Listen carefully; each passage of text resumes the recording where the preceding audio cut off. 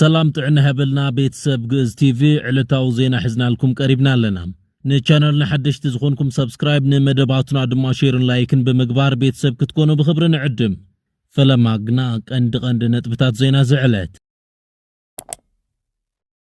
شويا كاميرامان فيلمونن مسترتز تصور فايلن كنزرزروينا اسكي عركاي زقون فيلمون كاميرامان شعبي حليف كويو فيلم شعبي يحلوه دي اف ان تي بي اف ان ويك عرقو ويك سعارو كم زلوم تحبيروم نايونات مجلس ان ناي اقدا مسترون انتا يمثل حيل ميزان كارنا افريكان صلوا درونن نقال سز بتقراي كمي صلوهم زبلون كن زرزروينام كساب موداتا مدبنا مسانا خصونحو بخبر نعدم حزي ناب زرزروم شويا كاميرامان فيلمونن مسترتز تصور فايلن اب تግራይ بحفشا بفلاي دما اب كتما مقله بافلطون فقادن لعلوت سب سلطان هوحات زفصم زولو ناي زيغاتات مچوين ناب ኤርትራ حليفكا مهابن ገበን ካብ እዋን ናብ እዋን እናገደደ ይመጽምህላው ዝተፈላልዩ ምንጭታት ይሕብሩም ነዚ ዘስካሕከሕ ምስጥራው ውዲት ዘቃልዕ ህያው ኣብነት ድማ ናይቲ ቅድመ ዓመት ተሰወረ በዓል ሙያ ካሜራ ፊልሞን ጉዳዩ ካሜራማን ፊልሞን ናበይ ተወሲዱ ንምንታይ ተጨውዩ ካሜራማን ፊልሞን ቅድመ ዓመት ካብ ስራሕ ቦቱ ናብ ገዙ ንምእታው አባጃጅ መስተሳፈረ ደሃዩ ከምዝጠፈ ይፍለጥ በመሰረት ጀነራል ገብረ እግዚአብሔር ወይ ወዳን ጥሩ ዘሃቦ መግለጺ ፊልሞን ኣብ መቀለ ሚስጥር ጽኑዕ ምርመራት ክግበረሉ ድሕሪ ምጽናሕ ናብ ኣስመራ ወይ ኤርትራ ተመሓላልፉ ከምዝተዋሃበን ዘሎ ቦታ ከምዝተፈለጠን ውን ይገልጽ እንዴ ወዲ ጠፊ ናረሳዕና ይናምር እንዴ ወዲ ጠፊ እስኪ ዓርካይ ዝኮን ፊልሞን كاميرامان شعبي يحلف كويو فيلم شعبي يحلوه حتى سوم بكم ديال هم ديال لي كن شعبي خير مشون كو غريز امكو مسترخون انا ارتراهم وصلوا يتفلت دوكمنت ناي مسرت دوكمنت مساخا يزل هابات وحيب مسخل نمچواي قند مخنيات زغونل دما ناي حويت فايل بمحازويم بسراويت ኤርትራ ጾታው ዓመጽን ዘስካሕክሕ ግፍዕታትን ንዝተፈጸመለን ደቂ ኣንስትዮ ትግራይ ንምሕጋዝ መሰረት ሓዱሽ ብዝተባሃለት ተጣባቂት ዝተመስረተ ሕውየት ዝበሃል ገባር ሰናይ ትካል ነይሩ እዚኦም ኣሕዋትና እዮም መናእሰይ እዮም ከዓብዩ ይግባእ ብዙሕ መስዋዕት ከፊሎም መፅኦም እዮም እዛ ድርጅት እዚኣ ከም ድርጅት ልክትህልስ ዝተኸፈለ መስዋዕት ስለለሎ እዩ እዞም መናእሰይ እዚኦም ምእንቲ ደኦም ምእንቲ ሓፍቶም ኢሎም መስዋዕት ዝኸፈሉ እዮም ነቲ ህዝቢ ነቲ መንእሰይ لكن قبر نخل قبل توسدت يا تقرأ هم تقرأ لا أتوت عطا لا أتوت منكر لا أتوت سقاي كده وصل الحام دي كن حبر كلناي يجا النقعة يا بتعمي أنا مكحب وخاتم أجوهم برتو عبلقنا يجات أمي لا أخاتم دي كم خان دي حرتين يوليمو نظام أكل قدات حواتنا عقمو بفقاده نزوان نزي حبو فطيرو ناي مورا الحوية بمها سلطانا هيو نظام تقارلتي سو سنة قرمت كل هيو ناو سرح مغفارو بتعمي كموز كاني قبو نزي علت مرقات واضح اللون وقعوا حكم كلهم يدل زحجز زي نحوية جار سنة قصل اللوب تعمينا نمسجن يقنيلنا يا السبب الرحقك سبب حميم خا عم ديلنا إحنا بس ساقن حجزكم سلالتنا تعرف فما ده وزع سبب يرحقك يا هم ديلقا حويت جن هم ذكر سلال جارنا تعم يقنيلنا قد سال دمو كوانا بس بزح نجك ستيخي يغنيلنا سراويت ኤርትራ ብልዕሊ ደቂ ኣንስትዮ ትግራይ ዝፈጸሞ ናይ ኩናት ገበናት ዘርኢ ቪድዮታትን ሰነዳትን ዝሓዘ ናይ መሰረት ወይ ሕውየት ፋይል ምሳኻ ይዘሎ ተባሂሉ ብምጥርጣር እዩ ፊልሞን ተዓፊኑ ናብ ኤርትራ ተወሲዱ ዘሎ እዚ ፋይል ዚ ሻዕብያ ብህዝባዊ ማሕበረሰብ ዓለም ብገበን ከይሕተት ዓብይ ስጋኣት ዘሕድረሉ ሰነድ እዩ እቲ ጉዳይ ዝያዳ ዘሕዝንን ዘቆጥዕን ዝገብሮ ድማ እዚ ናይ ፊልሞን ጭውያ ላዕሎት መራሕቲ ትውድብ ዝፈልጥዎ ምዃኑ እዩ ከም መግለጺ ጀነራል ገብረ እግዚአብሔር ወዳንጥሩ እዚ ፊልሞን ዝተጨወየሉ ድራማ ወዲ ወረደን ኩሎም ሰበስልጣናት ህወሓትን ኣጸቢቆም ዝፈልጥዎ ጉዳይ እዩ እዚ ድማ ህወሓት ንስልጣኑን ጥቕሙን ክብል ነቶም ገበን ኩናት ዘቃልዑ ዜጋታትን ኣዒንቲ ህዝቢ ዝኾኑ ሰብ ሞያ ሚድያን ኣሕሊፉ ንቐንዲ ጸላዩ ይህብ ከም ዘሎ ዘግህድ መርኣያ ከም ዝኾነ ይገልጹ كمرمر كانت من حساسي ولا ما كانوا نقدرك نافلطهم بحيلي نفلتهم بحيل اليوم كنا وصلنا من عيلة متوصلون تقارب ساعتين لها على جزيرة درزرهم الكهرباء نفلته بوليس نفلته ودورة نفلته كله كذا ودو فائدة ناس مراه وصل ناتوالكو صحاتو غاركو كذا سمرا ينفور إذن كله سمرا كندي تجارو أفتني سمرا أسريت كم ذا ليش فلسطين خوذي ناتجوي ناتوصل هاو جيزينا تدرس وردهم محدار توصلوا فلت الله وين والله مرداتها يلوكان يلني سلذي إزي تمحصل تمزفلت ساعتون موزي خوني ولا ما كرهاك أنا تدول إذا حبريتا كم زنصرو إذا مربب ጮያ ኣብ ልዕሊ ፊልሞን ጥራይ ዝተደረተ ይኮነን ሻዕብያ ብትግራይ ብነጻነት እንዳተንቀሳቀሰ ንሱ ዝደልዮም ብገበን ኩናት ክመስክሩ ዝኽእሉ ወይንኡ ስጋዓትዮም ዝበሎም ተጋሩ ይጨውን ይቀትልን ኣሎም ዛጊድ ብዝሕ ዘለዎም ቁጽሮም ዘይተፈልጡ ተጋሩ ብተመሳሳሊ መንገዲ ተታሒዞም ናብ ሻዕብያ ተመሓላሊፎም ከም ዝተውሃቡ ተረጋጊጹ እዩ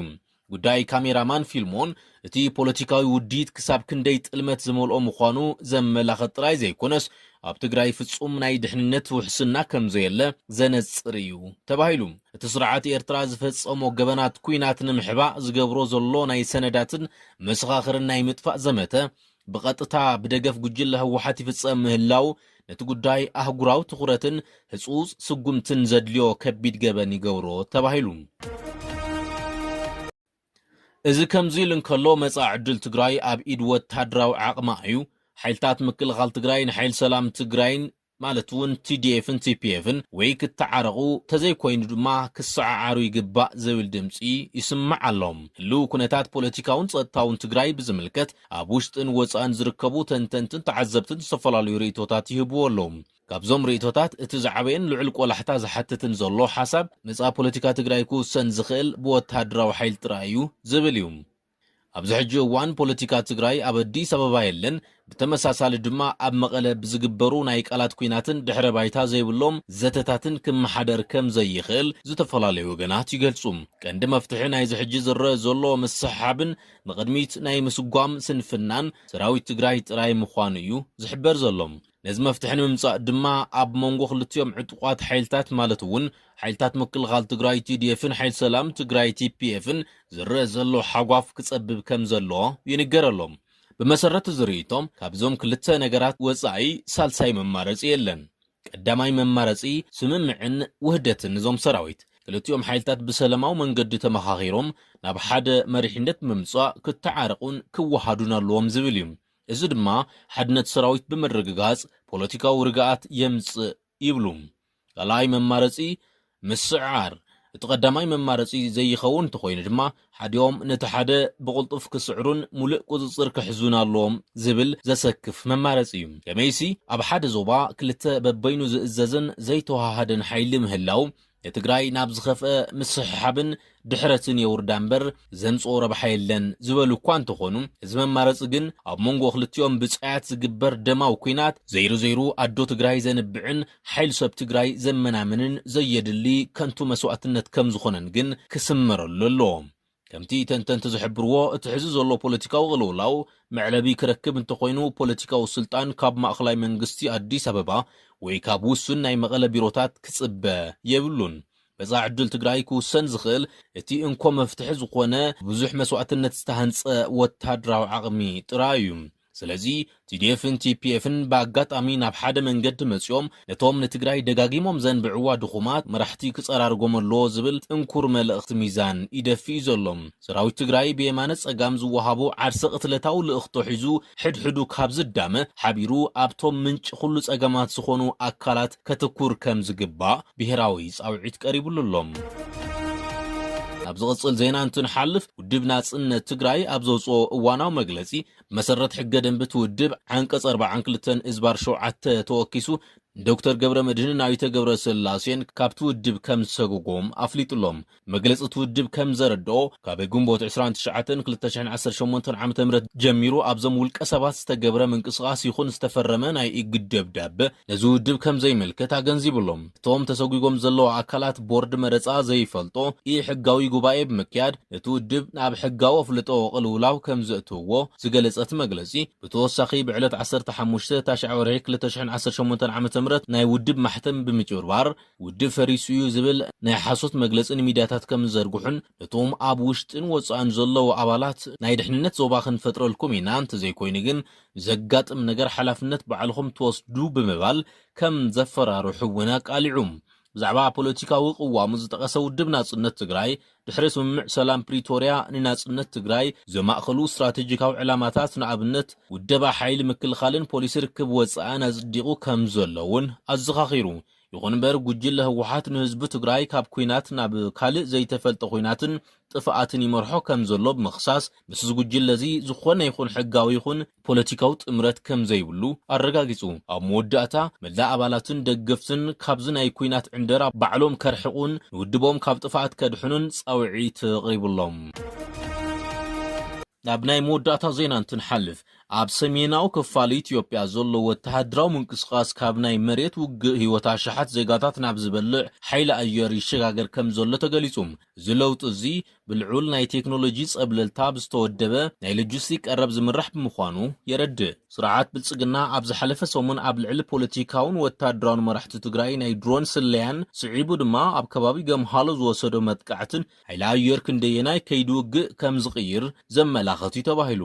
እዚ መጥቃዕቲ ካብ ፊዚካላዊ ዕንወት ወጻኢ ሓያል ስነ ልቦናዊ ጸቕጢ ንምፍጣር ከም ሓያል መሳርሒ ኮይኑ ድማ የገልግለሎም ቅድሚ ሒደት መዓልታት ህወሓት እቲ መጥቃዕቲ ኣብ ስራሕ ኣብ ዝነበሩ ኣባላት ከም ዝተፈጸመ ብምግላጽ ድማ ድሮን ኣብ ዕለታዊ ምንቅስቓስ ዕንቅፋት ከም ዝፈጠረ ዝሕብር ኮይኑ ጸረ ድሮን መሳርሒ ኣለና ካብ ዝብል ፕሮፓጋንዳ አንጻር ሕዚ ተፈጢሩ ዘሎ ሓጓፍ ኣብ መንጎ ህዝብን ትውድብን ዘይምርድዳእ ይፈጥር ከም ዘሎ ተሓቢሩ ኣብዚ እዋን ከም ብልጽግና ዝበሉ ሓይልታት ቀርና ኣፍሪካ ከም ባይራክተር ቲቢ2 ዊንግሎንግ 2 ኣኪንቺ ኦሪዮን ኢን ዝበላን ዘመናውን ድሮናት ብበዝሒ ይጥቀሙ ከም ዘለው ይግለጽ እዘን ድሮናት እዚአን ካብ መብዛሕትኦም ጸረ ኣውሮፕላን መሳርሕታት ወጻኢ ብምዃን ክሳብ 12.2 ኪሎ ሜትር ብራኸ ክበራ ከበድቲ ሚሳኤላትን ቦምብታትን ብምሽካም ዕላማታትን ብንጹር ከዕንዋ ከምኡውን ልዕሊ 24 ሰዓታት ኣብ ኣየር ብምጽናሕ ናይ መዓልታት ምክትታል ስትራቴጂክ ገብራ ከም ዝኽእላ ይግለጽ እዚ ናይ ድሮን መጥቃዕትን ምድጋፍ ካብ ሕቡራት ዓረብ ኤሚሬትስ ናብ ኢትዮጵያ ዝግበሩ ዘየቋርጹ ናይ ጽዕነት በረራታት ምስ ኣዲስ ኣበባ ዘለዋ ድልድል ወተሃደራውን ዲፕሎማስያውን ምሕዝነት ዘመላኽቱ ተባሂሉ